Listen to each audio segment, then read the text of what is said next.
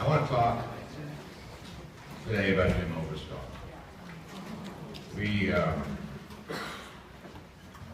lost a giant.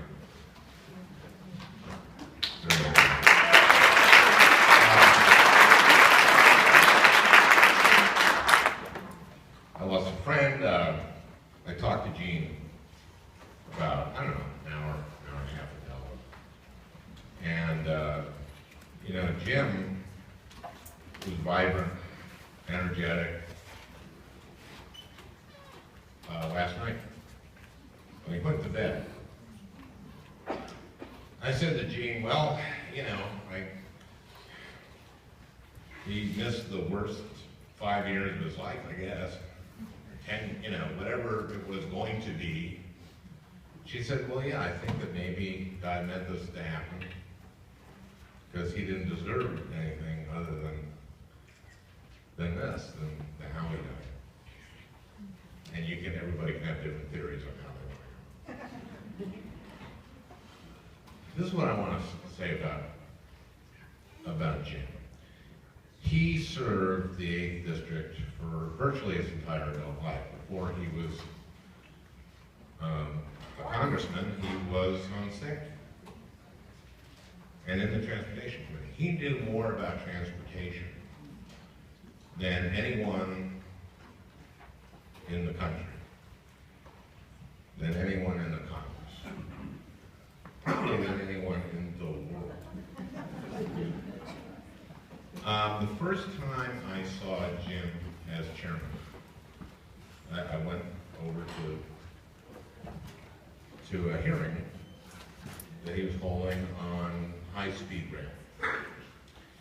And he had witnesses from China and from Japan and France, and I think some other, I can't remember, Germany, all of whom are way ahead of us to our shame in high-speed rail.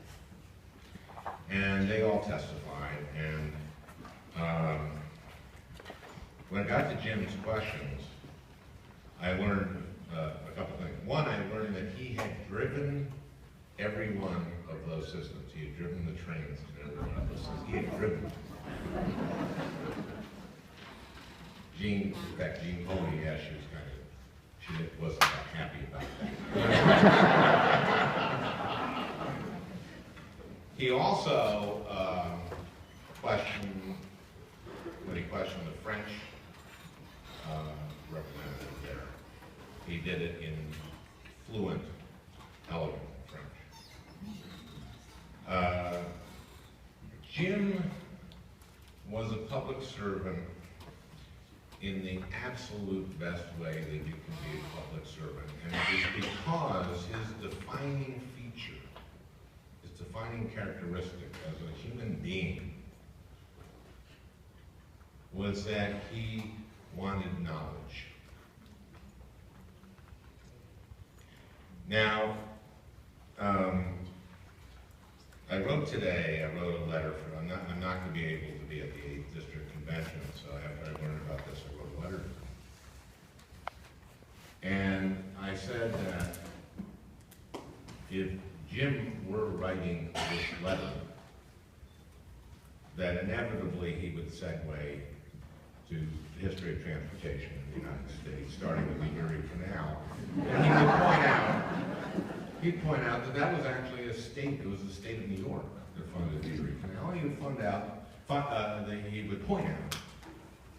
that that canal not only made New York Harbor, but it made New York Harbor because it opened up to Europe the agricultural goods and timber from the Midwest, and made it 97% more efficient to ship those goods by canal, by water, through the Great Lakes, through the Erie Canal, down the Hudson, to Europe.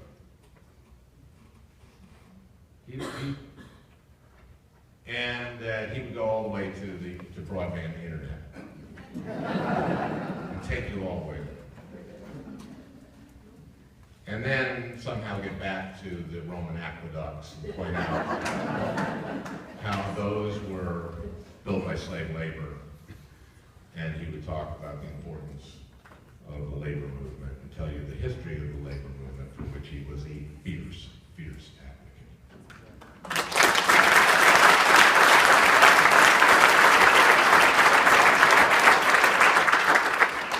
And Jim would, now, I was at a ceremony where we named the visitor center at Voyager State Park after it's the Jim Oberstar Voyager Center, or visiting center in the park. And I got to speak before him, and I predicted what he would say. Well, I didn't just now about what the letter would have been about. And I said that Jim will tell you the legislative history of how the Voyager National Park was created. He would also tell you the history of the Voyageurs. Or he will. He's speaking in about 10 minutes, and he will do that. And he'll do part of that in French. And Jim did. He did. Now, Jim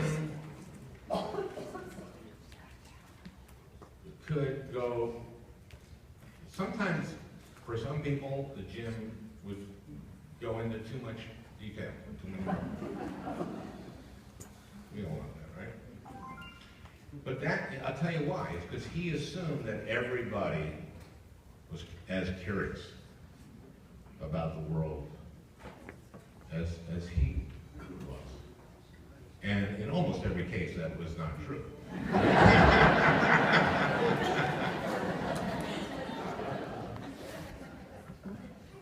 But this is what public service should be about. It should be about knowledge and problem solving.